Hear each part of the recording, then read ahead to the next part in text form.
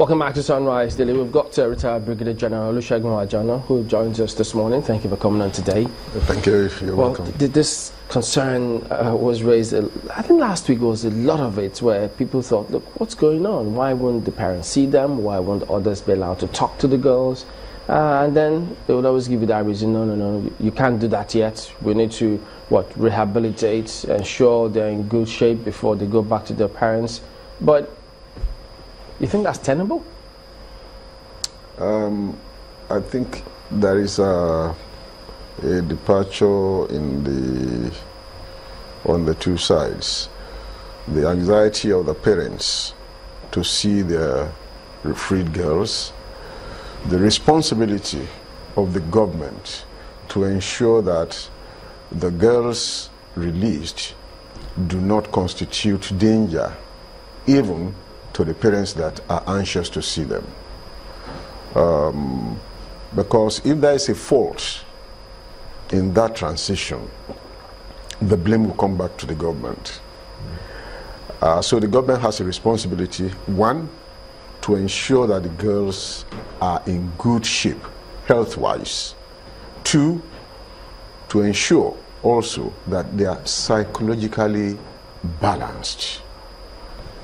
They need to be rebriefed and as much as possible try to ensure that they do not carry too much of the hurt that they have been through for the past 3 years. One would have expected that perhaps the government would have made some sort of arrangement to at least make physical contact between the parents and the girls for at least an hour. In all sincerity, I'm not there. I do not know what the government could have been doing. But something is obvious. The fact that the government has not tried to establish a sort of communication between the place where the girls are held and the location of their parents. Personally, I would have thought, in fact, some form of communication facility ought to have been put in the place where the girls are kept, and any of the parents could, from the other side, call that number and speak with his or her daughter. See, there is something missing there. And I think the chairman of the Chibok community in Abuja just highlighted it. It's only one parent that has been able to speak with his daughter, and I don't think that is good enough. I think that communication ought to have been put in place, and I think that is what is really creating the unease that we have at the moment. You know, we had a guest, a legal practitioner sitting just where you are seated now, and his views to this release of the 82 girls, and ever since this started, was somewhat unpopular. Let me put it that he suspects, for instance, that the facts do not add up from the point where the girls were abducted to the point where some of the girls were escaped, and then some were released, and then to this latest one, he analyzed the whole chain of events and concluded that they do not add up. And that has indeed raised a lot of suspicion in society today that perhaps this may have been a hoax. What do you think? I don't know why anybody in his assessment could ever think that what the government has done is a hoax. Let me say that as a start. It is not a straightforward thing to free hostages.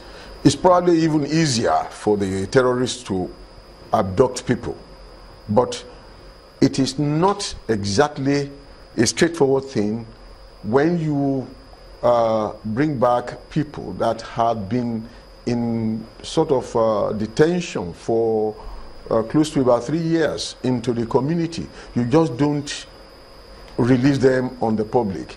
And I believe government should be given that chance to do what they think it is necessary before the girls are released physically. But like I told you, where the doubt heavily comes in is the fact that there has been no communication.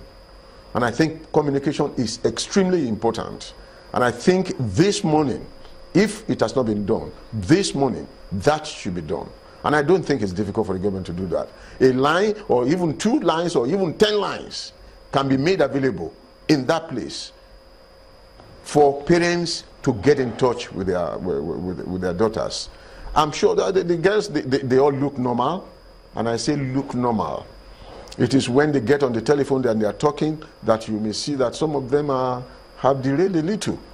So if a parent feels uncomfortable with the way his daughter or her daughter is talking to him or her, he can raise observation, and that type of girl can be taken apart and properly, debriefed and taken care of.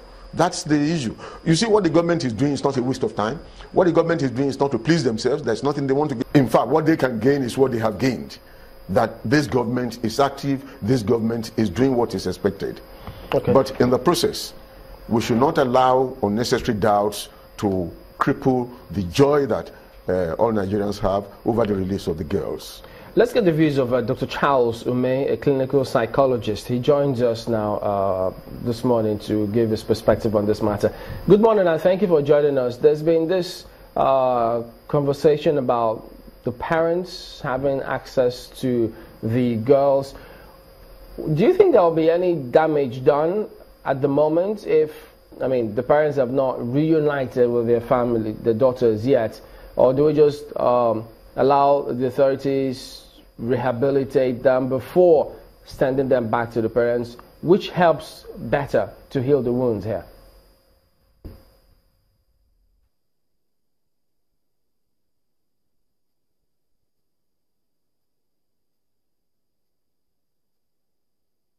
Dr. May, can you hear me? All right, we'll sort that out. And when that happens, we'll get across to him. So, one was, if they had allowed the parents, at least talk to the girls when they came to Abuja before releasing them to them, not even releasing them to the parents on that particular day, would they have jeopardized any of their plan to reorientate or rehabilitate them? I don't think it would have jeopardized, but it would have made it very unsteady. If you want to subject girls to some form of medical examination, you want to take samples from this individual. Yeah, but letting the parents talk to them on that day, hug and hold them and talk to them. That's what I just said. You see, communication is very, very important. And I think that is probably what might have escaped the mind of those who are delegated to handle the girls. Today, I am saying it, today, they should establish communication links. Right. Once that communication link is put in place, you will see that all these doubts will disappear.